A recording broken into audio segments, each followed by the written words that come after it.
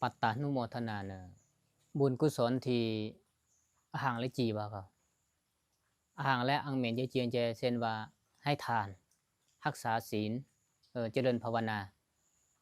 งาโตมกะจีเตอหังจีเจทำไมละงาโตยงอันนั้นเมียงจนี่โอยงอังเหมนจีจงงาโตยงอนุโมทนานี่ก็เฮียามงาโตเห็นอนุโมทนายามบุญกุศลงาโตแกส่วนอนุโมทนางาโตกับบุญกุศลงาโตกับยิมาสิเขาแล้วเกิดปะอืมเกิดปะเขา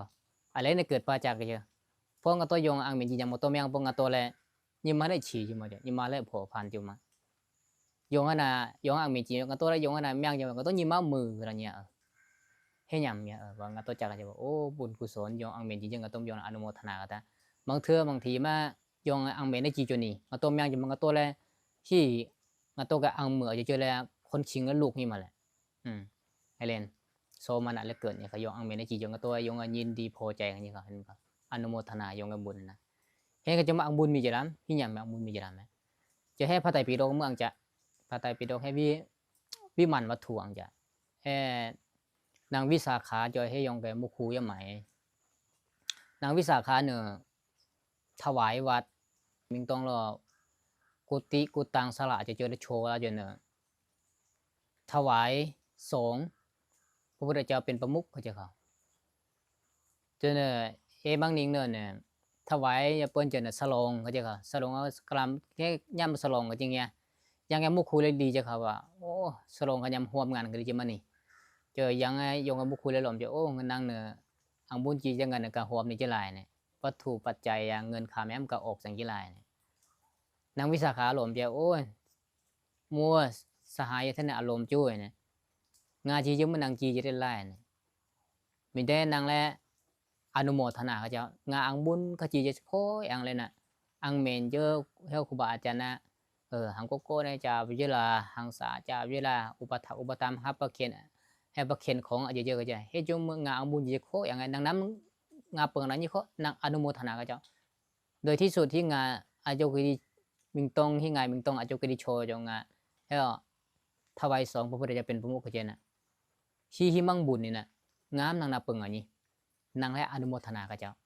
ยังกับมุขอะไรกับเจ้ายังกับมุขเลยมือยิ่มาดียิ่มามือจะเยอะวะโอ้ยงูกับมุขมือน้ำยังจะได้เจ้ามือยังมืออนุโมทนากับเจ้าเฮ้นางวิสาขาบุญจีเจยังอังบุญจีชี้เจนะยังกับมุขดีเจ้ามืออนุโมทนากับเจ้าโอ้มุข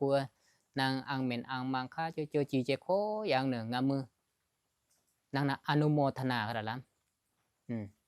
งาผู้เจ็ดกับโฮมมือแต่งามมือนางอังเมนจีเจงามยินดีพอใจงามอนุโมทนานั่นน่ะนางกับอังมุนอรปันมีจงกันไหนมีเจ็บเปล่าก็จะยมสาธุก็จะหินก็จะมืออังบุญมีจะให้หลังจากนั้นให้จนหนึ่งที่ขมียมือชีจะมาเห็นนางวิสาขามสีแลนางวิสาขาสีเลยจะเท่าเทวราสันติหาเกิดได้จะให้ยังบุคคลอนุโมทนาซื่อๆก็เเนี่ยชีจะเลยจะเข้าสวรรค์แต่ว่าดึงเกิดได้สันติสองเกิดได้นี่ยินไปที่จริงอาคำอนุโมทนาเนี่ยมีที่ไปที่มาเด้ติลาติอันจะอนุโมทนาเนี่ยยงอังบุญเมียนี้อนุโมทนาจากอังบุญเมียนี้แท้ชิงกันตัวละอังบุญในจีจนี่กันตัวยงนะอุทิศบุญอุทิศกุศลให้กันตัวอามาบุญอุทิศบุญอุทิศกุศลกันนี่หางบางอนุโมทนากันตัวนะบางตัวพังอนุโมทนาก็ได้จนยงอังบุญเมียนี้มา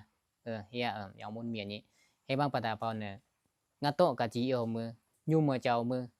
ห่างและครูบาอาจารย์และโยกิริอาจารย์จนี่เจริญสมาธิภาวนาสมาธิวิปัสสนาจะยิ่งเก่ามือน้องมุยงนาน้อมอนุโมทนาเขา